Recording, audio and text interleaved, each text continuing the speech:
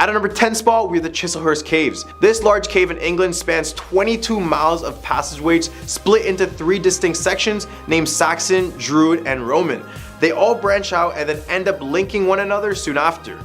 In World War II, many British civilians would use this cave to hide from the bombings, but these caves date way further back than that, because they date all the way in 1250, where there are written reports of mining in these caves. Throughout history, the cave was also used as a cemetery to keep the dead, which is why many people believe it is haunted. People regularly report hearing screams, murmurs, children giggling, and footsteps echoing from deep within the cave. Locals even claim that the reports are from the spirits who passed away in the cave, trying to let the living know of the eternal suffering. At a number 9 spot, we have London fog. On December 4th in 1952, smog began to cover all of London. The smog was present for 5 whole days and ended up leading to the passing of at least 4,000 people.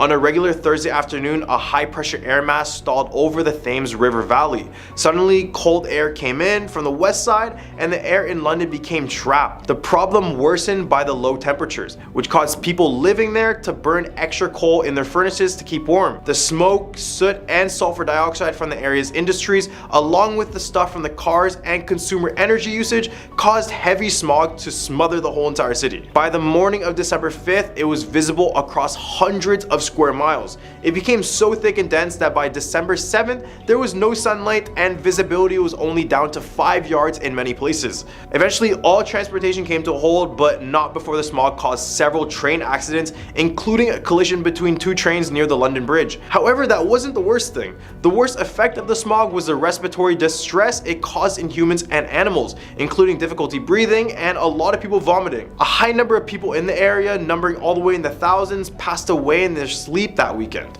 Now, it's a little crazy to me that all this happened and so many people ended up losing their lives. Hopefully we can learn from this. At number 8 spot, we have Maternity Hospital. This building was constructed at the end of the 18th century on the territory of the hospital for participants in the Patriotic War of 1812 against the French army of Napoleon, and initially it was a general district hospital.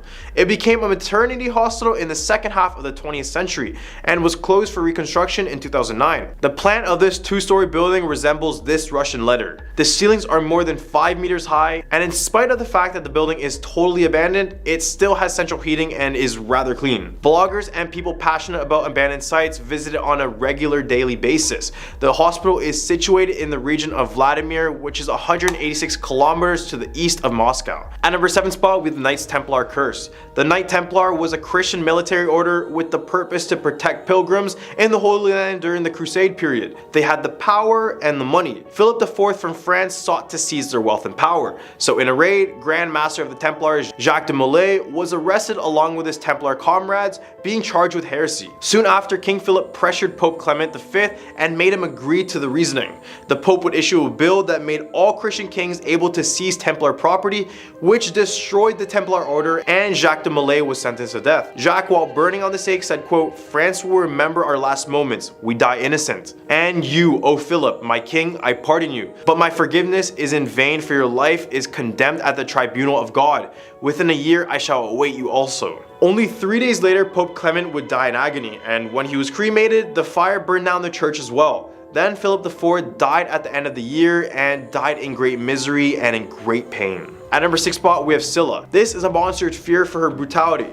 Scylla is a very interesting ocean creature in Greek mythology. She is usually beside the great whirlpool Cerberus and is a huge danger to those who wish to pass her waters. Out of all creatures in Greek mythology, her destruction ranks the highest, no questions asked. But she wasn't always this horrendous monster. In one depiction, she was a beautiful maiden and the fisherman turned god of the sea, Glaucus, fell in love with her. She wasn't interested at all because of his fishy tail, so he turned to Circe to ask for a potion to change her mind. However, Circe loved him and tried to convince him to forget about Scylla. Not wanting to punish the man she loved, Circe decided Scylla would suffer for her humiliation. Scylla was then transformed into a monster which had 6 serpentine-like heads, as well as the sounds of hounds spouting from her sides. There is no point in trying to escape her, cause you just can't. She is too powerful. All people who try to pass her are warned, quote, "Sail past, do not engage in a fight, as you will simply not win." In the hump of our list, we have real werewolves. You might think of werewolf stories as something only told for fun around the campfire, but that wasn't always the case. People truly believed in the existence of these creatures. In fact, in the 16th and 17th century in Europe, werewolf trials accompanied witch trials.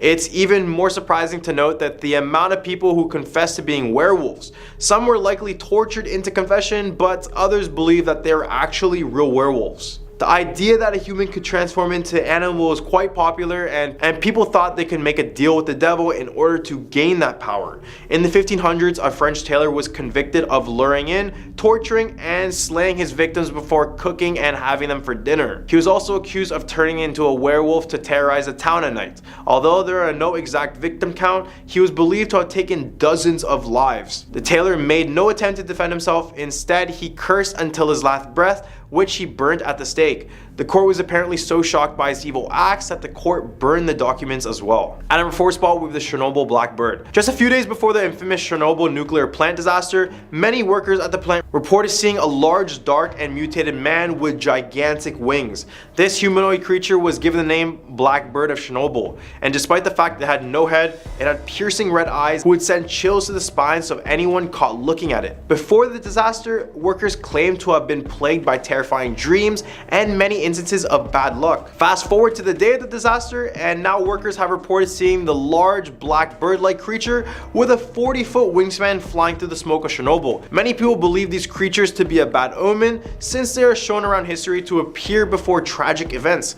Now this creature is nowhere to be found in the area, which makes me wonder what was truly haunting them at the famous nuclear plant. At number 3 spot, we have Sirens. Originating from Greek mythology, Sirens are creatures with enchanting musical voices that lure sailors and unsuspecting people to their doom. They were in fact the daughters of the river god Achilles and a muse. Sometimes they're depicted as something similar to mermaids, but in more classical depictions they had wings. The wings were given to them by Zeus's daughter Persephone after Hades kidnapped her and took her to the underworld. She gave the Sirens wings to help locate her, but in the oceans the Sirens would sing a song so beautiful that it would lure any kind of man to jump off the boat and swim until the Sirens would just pull them down under and drown them. Number 2 spot, with the Nucleavi. The Nucleavi is a creature from the Orkney Islands and is considered a Scottish monster of Scandinavian and Celtic mythology. The Nucleavi enjoys inflicting pain, tainting crops, and driving people from their homes. It appears as a horse with the torso of a man upon his back, standing 9 feet tall with long drapey arms attached to the rider, and it looks as though it had been skinned alive with only the muscles exposed.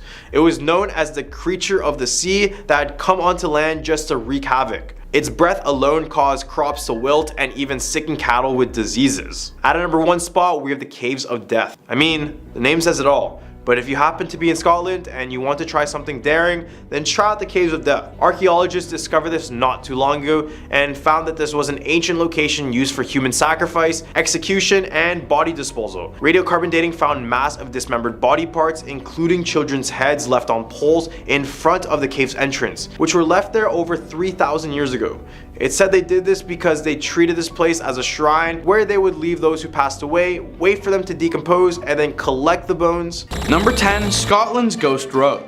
If you ever find yourself traveling on the A75 in Dumfries and Galloway, keep an eye out for traffic. Over the past 50 years, this infamous stretch of roadway has been the scene of paranormal events, with scared witnesses describing screams from the passed away, ghostly parades, and even UFO sightings. The most well-known instance took place in 1962, when 2 truck drivers stated that they had witnessed a weird vehicle swerving along the road and wild creatures lunging at their windscreen before everything vanished instantly before their very eyes. Many long-distance truck drivers steer clear of this stretch of the highway entirely because of these ghostly sightings. Number 9, Gilly Doo. The Gilly Doo, a lone male fairy, lives in the wild birch woodlands of Gairloch and Loch Druin. The Gilly Doo, who is covered in leaves and moss, actively avoids interacting with people, yet is known to act angrily towards adults who dare enter his forested home. Gilly Doo found a young local girl named Jessie McCrae, who was wandering in the pitch black woods in the late 18th century, calmed her and guided her home. Gilly Doo is nonetheless particularly kind to children. Number 8. Devils in the Bins. The Devil and a well-known Scottish general sat down to play cards. The founder of the Royal Scots Greys and the head of the Dalia family in the 17th century, General Tam Dalyell, made this assertion. It is not a jest. He asserted that the Devil came to play cards with him every night while he lived at the House of the Bins, the ancient house of his family. Although the Devil typically prevailed, Tam did so one night. The Devil threw a marble table at him in a fit of wrath, but he missed, and the table fell into the sergeant's pond outside. Though General Tam's stories were dismissed as pure fancy in his day, when the pond dried up 200 years later, what should be found buried in the mud at the bottom but a marble table? Number 7. The Green Lady of Craith's Castle. Queen Victoria saw a green mist and a childlike apparition hovering in one of the rooms at Craith's Castle in Aberdeenshire before they abruptly vanished into the fireplace. Although the Green Lady's exact identity is unknown, local lore claims that she was a servant girl who became pregnant by the scion of the Burnett family, the castle's owners, and was ended to preserve the family name. Many subsequent visitors to Craith's Castle have also seen the Green Lady and her child. In fact, it is said that during 18th century castle repairs, the skeleton bones of a woman and child were discovered beneath the identical fireplace that they still haunt today. Number 6. The Arthur's Seat Coffins. A group of schoolgoers discovered 17 small coffins hidden beneath a few thin stone slabs in a grotto on the northeastern face of Arthur's Seat one summer afternoon in 1836. Each coffin contained a little human effigy that had been expertly carved, painted with emotive faces, and dressed in precisely sewed clothing and shoes. The coffins must have been made over an extended period of time because some of these individuals were already decomposing when they were discovered. Nobody knows who made these gruesome statuettes or why they were made, but theories about witchcraft and improvised memorials to Burke and Hare's brutally bloodthirsty victims have also been put out. Number 5. Kelpies. The famed Kelpies sculpture in Falkirk now stands majestically over M9 highway travelers as 30-meter tall statues. But these mutating demon horses are even more evil than their monument gives them credit for. According to legend, the Kelpie uses a cry eerily similar to a woman's scream to entice unwary prey to the water's edge. The Kelpie lunges and drags its prey to their watery fate as they run for the beach. The only way to escape the Kelpie is to demonstrate your control over it by seizing the reins and ripping the bridle off of its back.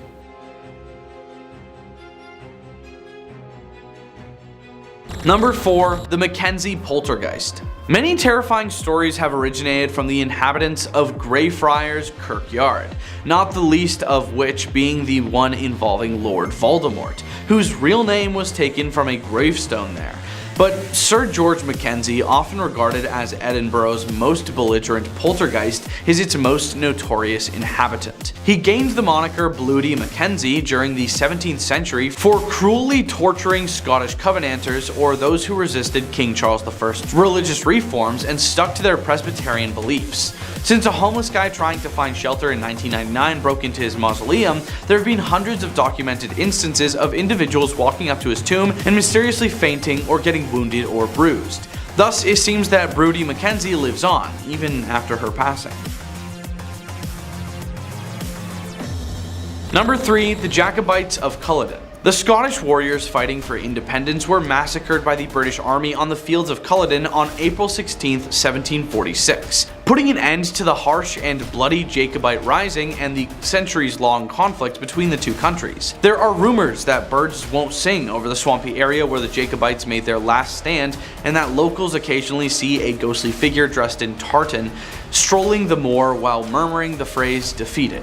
Additionally, some claim that they can still hear the clash of swords and the cries of men passing away on the battlefield on the anniversary of the Battle of Culloden. Number 2. Annie's Room. Travel back in time to the 17th century when this little network of buried closes was a lively neighborhood full of colorful characters by visiting the real Mary King's Close attraction. But they have to pass through Annie's Room first before they can climb back up to the surface. The spirit of a young, troubled girl who claimed to be named Annie struck Japanese psychic Aiko Gibo in 1992, when she was at the closing. When Annie started displaying plague symptoms, she said that her mother had left her in the close. In order to ease Annie's centuries-long loneliness, Aiko gave her a small doll, and hundreds of other visitors have subsequently left similar small toys in Annie's room. Number 1. Jenny Wee the Iron Teeth. The huge Glasgow necropolis, located in the Gorbals suburb to the south of the city, has almost 50,000 graves on its lush hills. One September evening in 1954, a police officer reacted to complaints that hundreds of kids had gathered at the cemetery, disturbing the place's solemnity. The neighborhood kids insisted that they were out to exact revenge on the Gorbals vampire for the execution of 2 young lads. Jenny Wee the Iron Teeth, a demonic hag who has rumored to have prowled Glasgow Green in the 19th century, taking unwary children into her lair with her metal teeth, was allegedly spotted by several people. Thanks for watching. Those were 10 Scottish urban legends they tried to hide from us. Leave a like and comment if you think we missed anything, and we hope you have a scary day.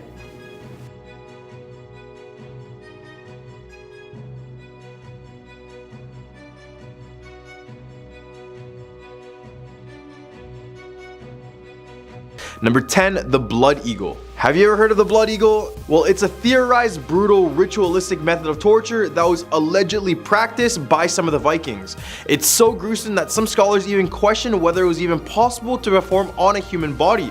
But a recent study published in Speculum, a journal of medieval studies, has found that the Blood Eagle was in fact anatomically possible and could have been performed with known Viking weapons. Imagine this: victims were typically captured in battle, and their captors would cut and open large flaps of skin and muscle from their living victim's back, and then sever the ribs from the spine and opening out the ribs to the side to form wings. The torturer would then complete the ritual by pulling out the victim's intact lungs and laying them over the extended ribs, and at this point the victim is certainly deceased. It's a gruesome and horrifying thought, but this act was considered as a performative display of social standing and a ritualized execution that included conspicuous mutilation in elite circles of Viking society. While the study couldn't actually confirm whether this ritual was actually practiced, it does suggest that written accounts of the Blood Eagle ritual were describing events that actually happened and were socially significant for leaders celebrating victory over a powerful enemy.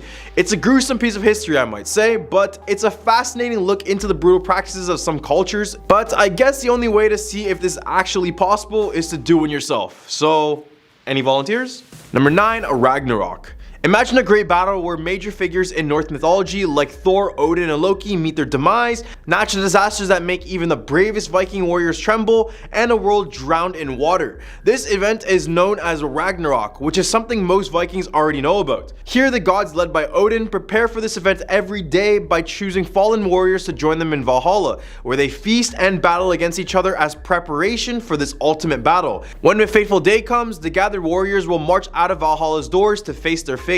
This event is described as a beginning with 3 years of terrible winters and summers of black sunlight, where people will lose all hope and turn to greed, incest, and civil war. Jormungandr, the world serpent, will lunge out of the ocean, flooding the world and poisoning the skies. Thor will then kill the serpent, but will die from his venom. The waves will set loose Naglfar, which is the nail ship, and Loki will beat at its helm to carry the giants to the final battlefield. The giant wolf Fenner will break his invisible chains, and the skies will open up, and Surtur the fire giant Jotun will come flaming across the bridge to destroy the gods. Heimdall will then blow on his horn to call the gods to the final battle, and Loki shall face Heimdall and they will slay one another. Surtur will spread fire across the world, then Odin will ride out of the gates of Valhalla to do battle for a last time against this wolf, who was foretold to be the one to bring his end. At last, Fenrir will swallow the sun, but Odin's son Vidar shall stride across the battlefield, bend the jaws of the wolf apart, and stab its heart. The fire of Surtur shall engulf Yggdrasil, and the world will collapse onto itself and be drowned in water as the universe returns to Yungagap.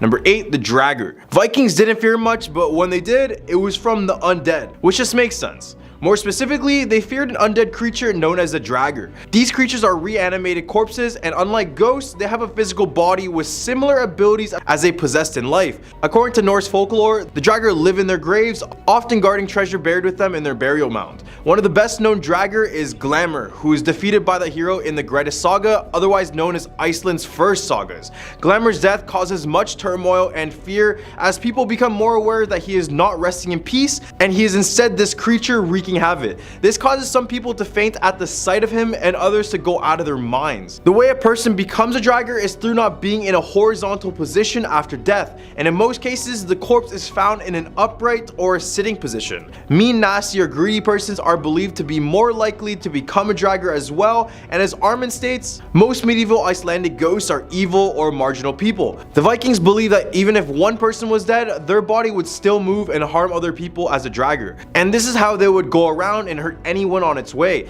They carried out various precautions to prevent the Draugr from wandering around, such as putting straw under the shroud, tying the toes of the dead all together, and using magic words to tie the dead to their coffin. Number 7. The Kraken. The Vikings were accomplished sailors and navigators, but on their voyages, they often encountered things they just could not explain.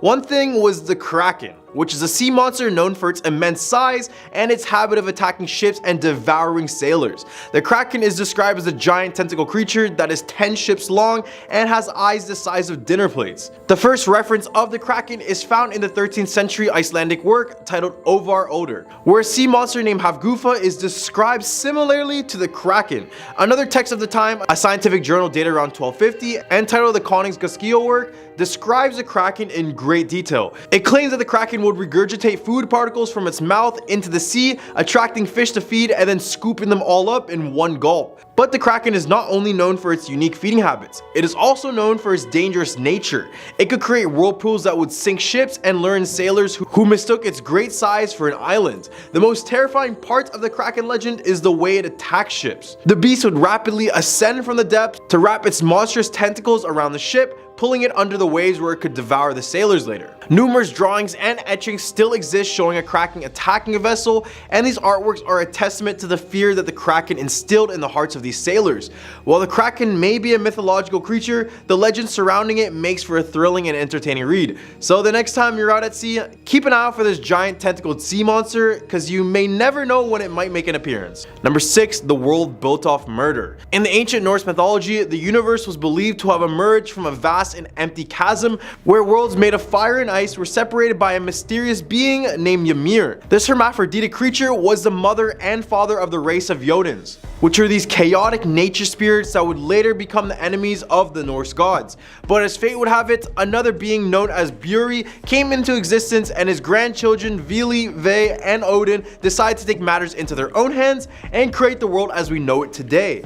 Unlike the Judeo-Christian concept of God creating substance out of nothing, the Norse deities could not do so. So in a bold and daring move, Odin and his brothers decide to murder Ymir and use his body to create the world. They use his blood to form the sea, his bones and teeth to create more rocks and mountains, and his brain to form the clouds. This act of sacrifice gave great power to the three brothers, and they used it to give life and intelligence to human beings. The outlook of the Vikings was heavily influenced by the fact that they lived in a universe that was only made possible through death and sacrifice. They often saw the world as a cruel and unforgiving place, but it was also a reminder of the great power that sacrifice could bring. And this story may be another link as to why we see them as brute savages. But if you were told that the world around you is made up of murder, how would you respond? In the hump of our list, we have the Werewolf of Gudbrandsdalen. This Viking story begins with the peaceful village of Gudbrandsdalen, where life is simple and the people are content. Then all of a sudden, one day, strange things begin to happen. Livestock is found brutally killed, and the villagers start to disappear without a single trace.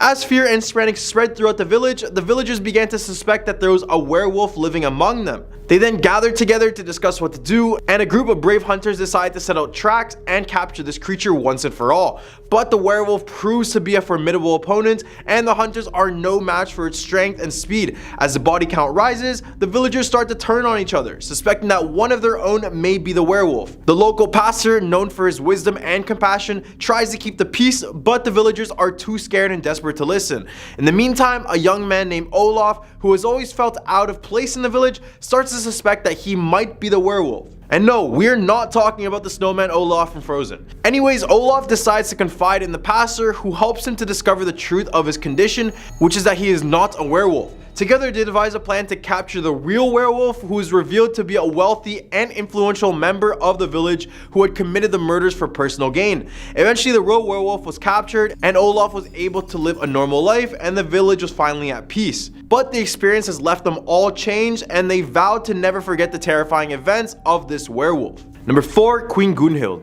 Gunhild was a powerful and infamous Viking queen known for her beauty, magic, and cunning personality. According to 12th century historical records, she was a Danish princess, the daughter of King Gorm the Old, who married Eric Bloodaxe, a prince of Norway, in a political alliance. However, the Icelandic sagas, which were written by people who held a grudge against Eric Bloodaxe and Gunhild, give her a different origin. They suggest that she was a daughter of a farmer from Hålogaland in northern Norway, and that she was fostered by 2 Finnish wizards who personally taught her magic. This characterization sets Gunhild up as a sinister character in Icelandic accounts, and as a nemesis for the hero in Egil's saga, who is a master of Viking magic. The sagas describe Gunhild as ambitious and ruthless, willing to do anything to secure her husband's power. She is accused of using her magic to ensure the death of her husband's half-brother and creating more problems between her husband and his other brothers, leading him to kill all 4 of them. After being overthrown and exiled from Norway in 934 AD, Gunhild and her husband sought power in the Orkney Islands and in Jorvik,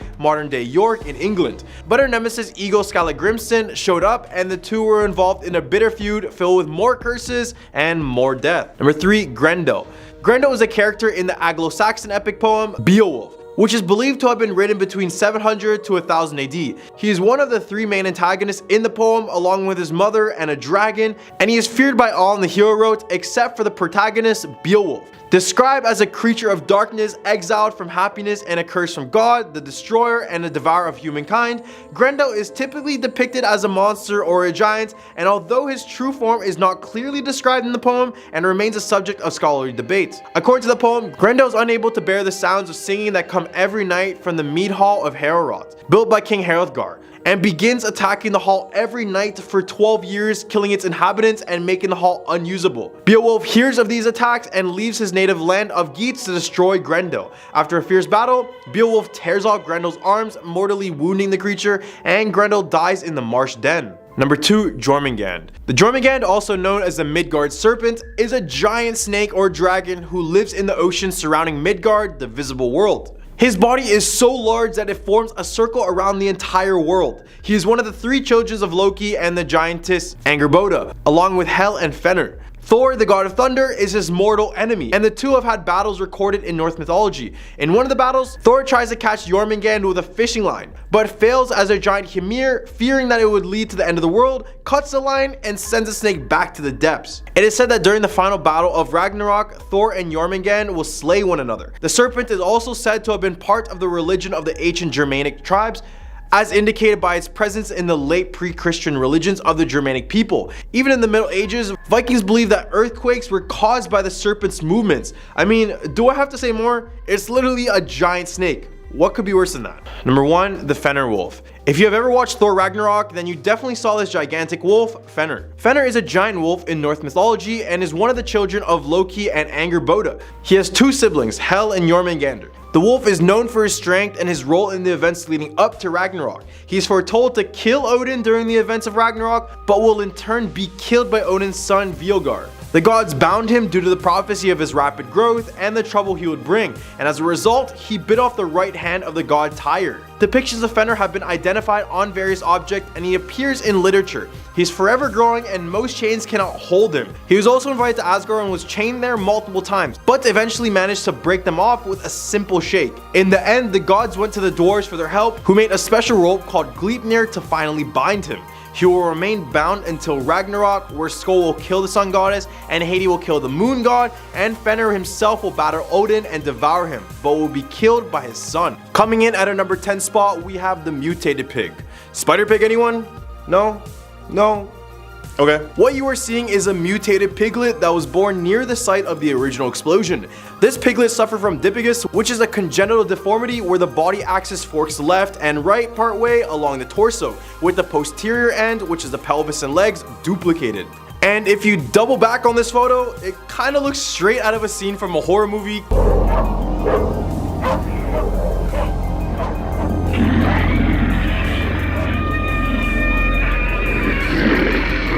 Kind of like The Thing. At a number 9 spot, we have radioactive spiders. Spiders have been the subject of many people's fears for many years, but recent developments in Chernobyl have added a whole new layer of terror to their existence. These spiders are living in the exclusion zone, which is the area surrounding the site of the infamous nuclear disaster. The spiders that inhabit this area are not only radioactives themselves, but also began to spin webs that are radioactive too. This development is straight out of a comic book. The radioactive spiders and their webs are dangerous to other animals that are not radioactive. This means that non-radioactive animals that come into contact with them could suffer from radiation poisoning. Even humans who venture into the exclusion zone need to be careful, as they could easily walk into these webs and be exposed to dangerous levels of radiation. These spiders have also developed new ways of weaving their webs, which suggests that they have undergone some sort of genetic mutation due to the radiation. This mutation could have significant implications for the ecosystem of this exclusion zone and also beyond. And it's just crazy to think that just by walking through a cobweb, it could make you suffer from radiation poisoning. Crazy.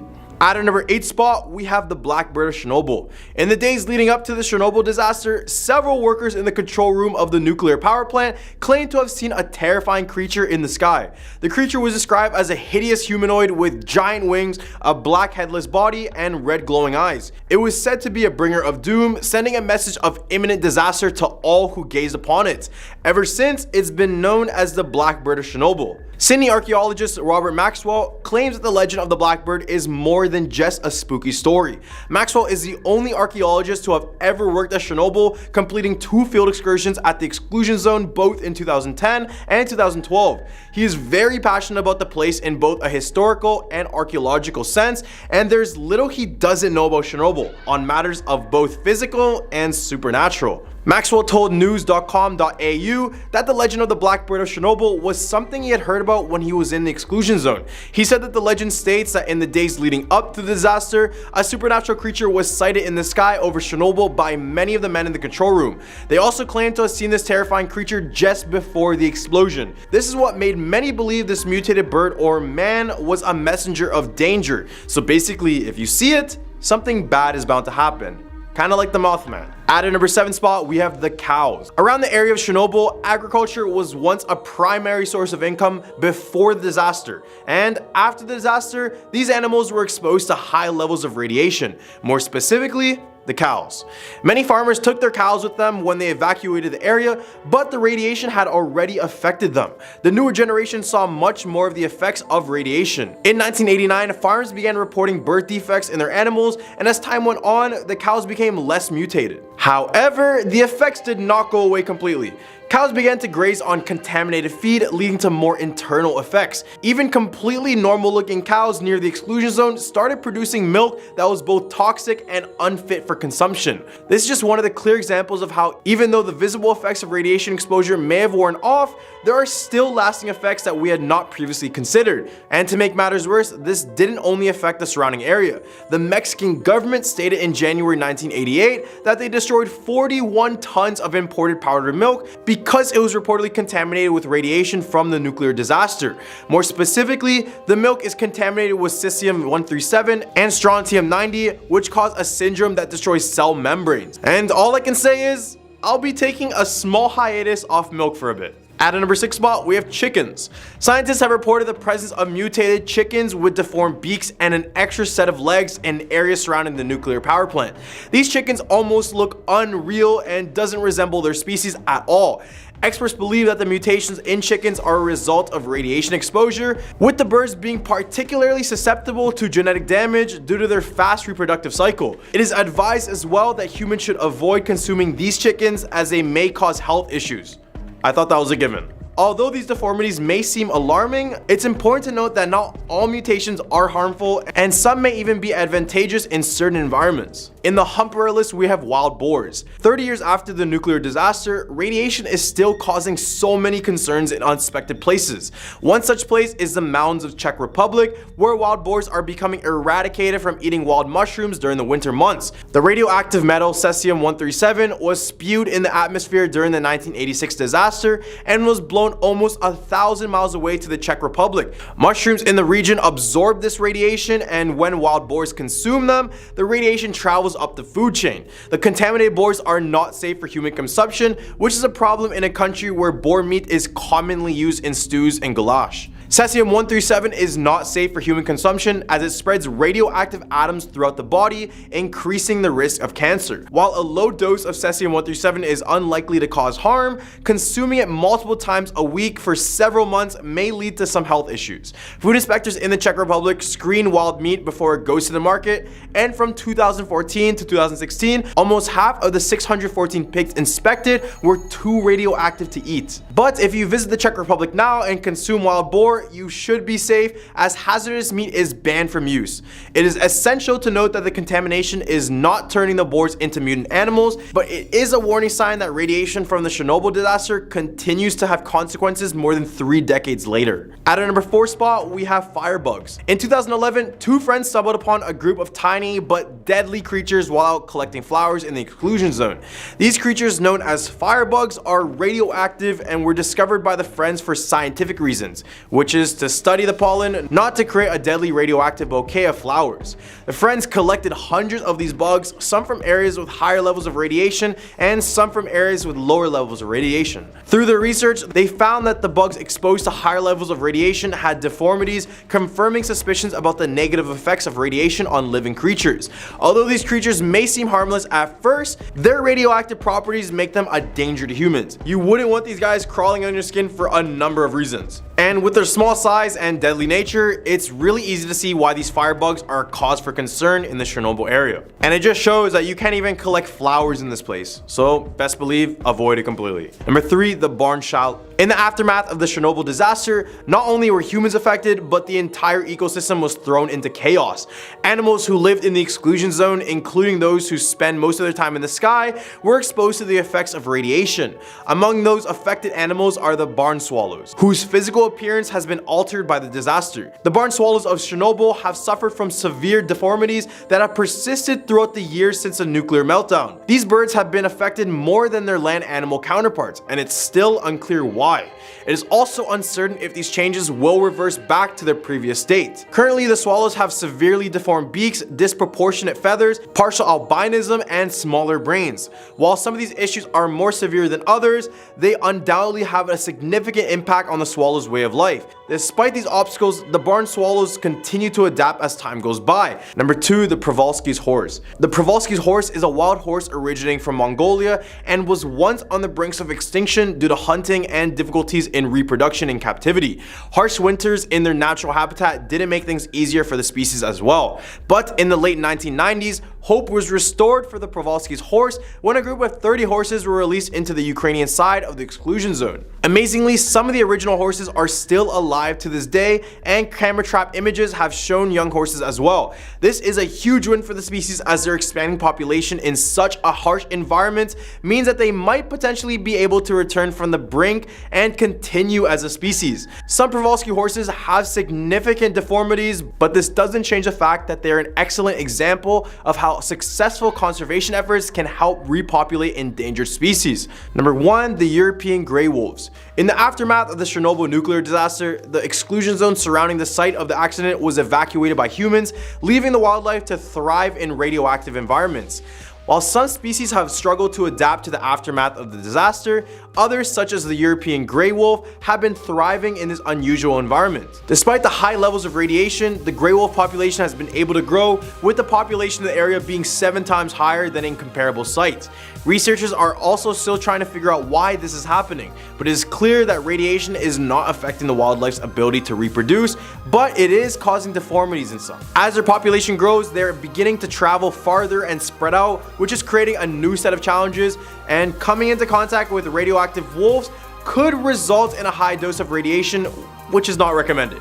Touching a carcass of these wolves is also really bad, because if you do touch them with your bare hands, you'll probably get radiation poisoning. Number 10, the Black Volga. The Black Volga is an urban legend that has captivated audiences for decades. The legend refers to a mysterious black or red GA721 or GA724 car that was allegedly used to abduct and murder people in the 1960s and 70s in countries like Poland, Romania, Hungary, Russia, Belarus, Ukraine, Greece, and Mongolia. The car is described as having white wheel rims, white curtains, or other white elements, which only adds to its eerie appearance. According to different versions of the legend, the car was driven by various nefarious characters. These included communist secret police, Russian mafia, and Satanists. And then there are some who say Satan himself drove it. The motives for the abductions and murders vary as well, with some versions stating that the victims were kidnapped and murdered for their blood, which was supposedly used as a cure for rich Westerners or Arabs suffering from leukemia. The legend of the Black Volga has become so ingrained in popular culture that it has spawned variations such as the car having horns instead of wing mirrors, the number 666 on the license plate, and even the driver asking for the time and killing the person who approaches the car to answer this question. But luckily, there's also an effective defense method for this. So they say whenever the driver of the Volga asks, "What time is it?" you should just answer, "It's God's time." Then the car would just quickly vanish. Number 9, the Felix Fire Demon. The Felix Fire Demon sighting was an extraterrestrial sighting that took place in Felixstowe, England in 1965. The group that saw it consisted of the driver, 25-year-old Jeffrey Maskey, and his passengers, Mavis Fordyce and Michael Johnson. They were driving along an isolated tree-lined avenue when they decided to pull over to preserve gas. As they engaged in conversation, Johnson suddenly opened the car door and walked out into the murky night. Fordyce and Maskey exchanged perplexed glances as their companion vanished into the darkness, but simply assumed he had gone to use the bathroom in the woods.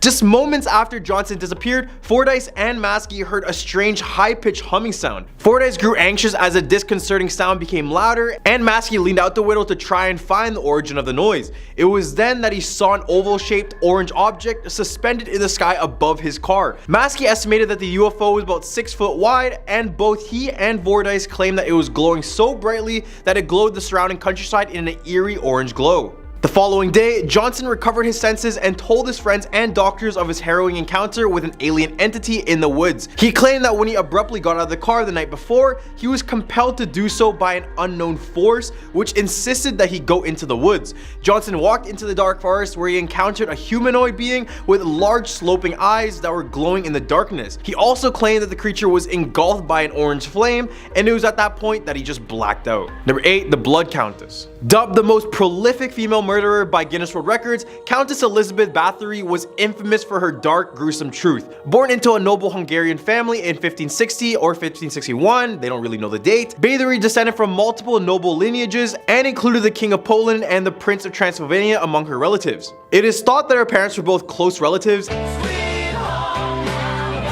and that this may have been the source of a number of health problems that she experienced as a child, such as severe epileptic seizures. After she got married at 15 years old with Ferenc Nadasti, rumors began to circulate about her atrocities. Between 1602 and 1604, the rumors about Bathory's crimes became impossible for the authorities to ignore. Lutheran minister Istvan Magyari made complaints about her both publicly and at the court in Vienna, but it took until 1610 for King Matthias II to assign 2 notaries, Andras Korestory and Moses Reiki, to collect evidence on the charges made against her. The evidence that was collected revealed that the girls as young as 10 were being abducted by Bathory, beaten severely, and mutilated before freezing or starving to death. Some girls were allegedly burned with hot tongs, and others had parts of their face bitten off. As a result, Bathory was arrested and imprisoned for life, where she died 4 years later. The true story of Bathory is a complex and disturbing tale of a woman who committed horrific crimes against innocent girls. And while the vampire and blood-bathing legends may make for a sensational story,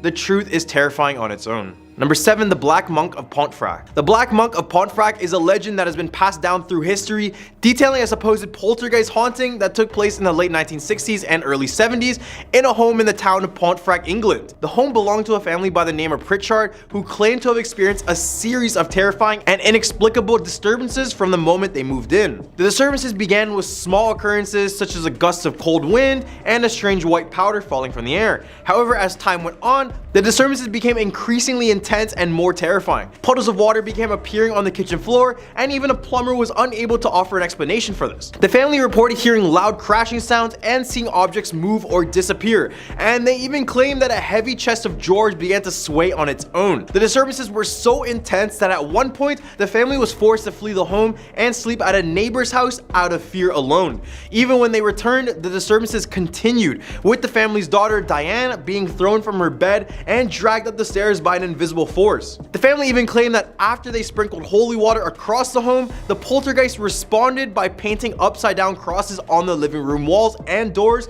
and destroying crucifixes wherever they were. The Pritchards also claimed that a black cloak figure with a cowl over its head appeared over their bed, and they attributed this to the poltergeist, but it is not confirmed. Number 6, the Spring-Heeled Jack. Spring-Heeled Jack is a legendary figure from Victorian England who is said to be a fire-breathing devil man who could jump unnaturally high. The legend of Spring-Heeled Jack first started to appear in 1837, where residents of a London neighborhood began to report bizarre attacks from a figure described as a ghost, imp, or devil in the shape of a large white bull. The figure mainly targeted women, ringing their doorbells, and when they answered, it would ravage their clothes with its claws. Other sightings have him simply ambushing people who were out walking. The figure was also described as wearing red shoes or armor, and despite the skepticism from the press, the legend of the Spring-Heeled Jack continued to grow. It grew so much that the Lord Mayor of London even addressed the growing number of stories, bringing up the theory that the attacks were perpetuated by a group of wealthy individuals. Some believe that it was a group of wealthy men dressing up and scaring people on a bet. However, the true nature of Spring-Heeled Jack still remains a mystery, and as of today, there is no evidence of what this person may have been. In the hump of our list, we're the Beast of Jouvedon. In the 1760s, a terrifying creature known as the Beast began killing nearly 300 people in a remote region of south-central France called the Jouvedon. The Beast was thought to be a huge animal, but its reputation grew to be much more sinister. Reports stated that it preferred attacking women and children, and that it would remove the victim's head and drink all of their blood, leaving nothing behind but a pile of bones. Illustrators had a field day representing the Beast, with many emphasizing its goriness and preference for found victims. The attacks in Jouvedon created widespread fear, to the point that King Louis intervened, offering a reward for its capture. Despite the efforts of hunters, a dragoon captain, and even professional wolf stalkers, the Beast was not captured until September 1765 by Francois Antoine. And even then, the attacks continued. Supernatural explanations of the attack continued to circulate, with some believing it to be the work of werewolves, but most historians now agree that the Jouvedon Beast was most likely a pack of large wolves. The legend of the Beast still holds a certain level of creep factor, making it a truly terrifying urban legend from France. Number 4, the Caves of Death. I mean, the name says it all, but if you happen to be in Scotland and want to try something daring, then maybe go try out the Caves of Death. Archaeologists discovered this not too long ago and found that this was an ancient location used for human sacrifice, execution, and body disposal. So pretty much a good place all in all. Radiocarbon dating found masses of dismembered body parts, including children's head left on poles in front of the cave's entrance, which were left there 3,200 years ago. It's said that they did this because they treated this place as a shrine where they would leave those who passed away, wait for them to decompose, then collect the bones. Number 3, the Queen of Spades. Basically the Russian version of Bloody Mary. This supernatural being is said to grant wishes to anyone who suffers her, but at a price, of course. As the Joker once said, if you're good at something, never do it for free.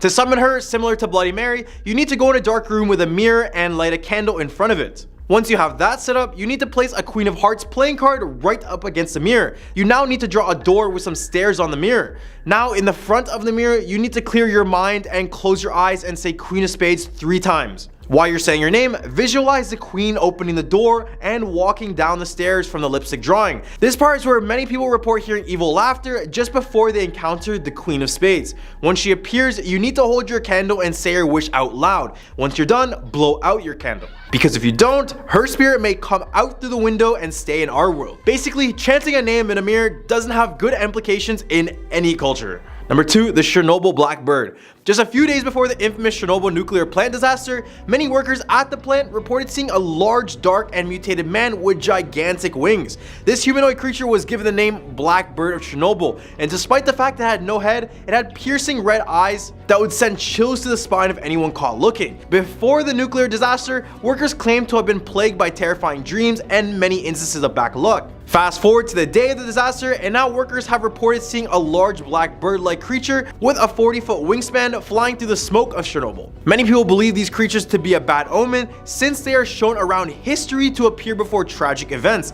Now this creature is nowhere to be found in the area, which makes many wondering what was truly haunting them at this famous nuclear plant. Number 1. The London Fog. On December 4th, 1952, smog began to cover all of London. The smog was present for 5 whole days and ended up leading to the passing of at least 4,000 people. On a regular Tuesday afternoon, a high-pressure air mass stalled over Thames River Valley. Suddenly, cold air came in from the west side and the air in London became trapped. The problem worsened by the low temperatures, which caused people living there to burn extra coal in their surfaces to keep warm. The smoke, soot, and sulfur dioxide from the area's industries, along with the stuff from cars and consumer energy usage, caused heavy smog to smother the entire city.